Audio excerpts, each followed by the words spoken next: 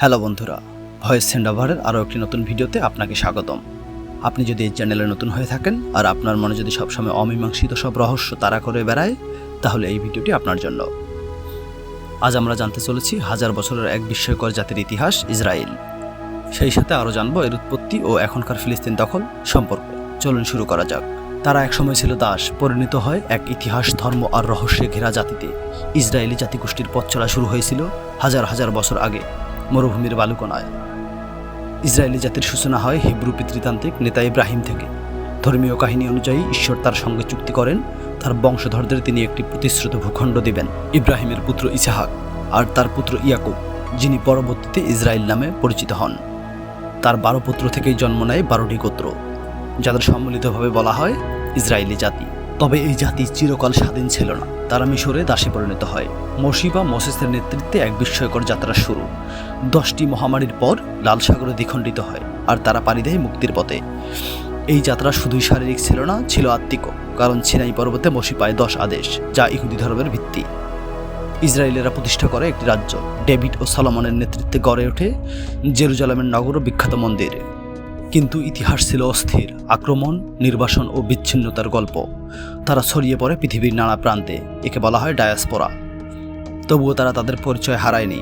বছরের পর বছর তারা তাদের ধর্ম, রীতি ও ভাষা টিকে রেখেছে।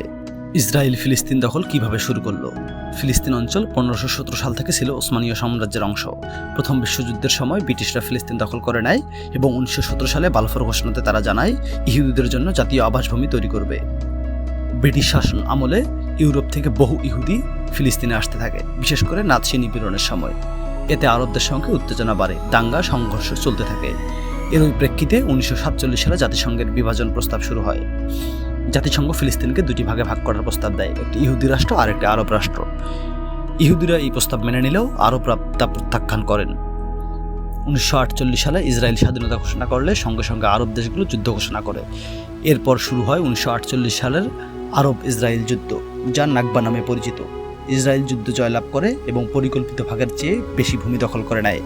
প্রায় 7 লক্ষ ফিলিস্তিন বাস্তুচ্যুত হয়। এ ঘটনাকে ফিলিস্তিনরা বলে বিপর্যয় বা নাকবা। আবারও 1967 সালের যুদ্ধ ও পূর্ণ দখল।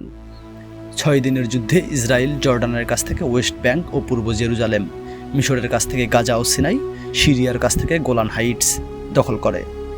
এরপর থেকে ইসরায়েল ওয়েস্ট ব্যাংকে বসতি নির্মাণ শুরু করে, যা আন্তর্জাতিকভাবে অবৈধ বিবেচিত। কালক্ষেপণে ফিলিস্তিনি ভূখণ্ড আজ অনেকটাই ইসরায়েলের নিয়ন্ত্রণে। গাজা বর্তমানে হামাসের নিয়ন্ত্রণে, কিন্তু ইসরায়েল মিশর সীমান্ত কঠোরভাবে নিয়ন্ত্রণ করে। ওয়েস্ট ব্যাংকে হাজার হাজার ইসরায়েলি বসতি রয়েছে। ফিলিস্তিনিরা তাদের নিজ ভূমিতে অধিকারহীন হয়ে পড়েছে। আজ এ পর্যন্তই। দেখা হবে আবার নতুন কোনো তথ্য নিয়ে। সেই পর্যন্ত ভয়েস সেন্ড ওভারের সাথেই থাকুন।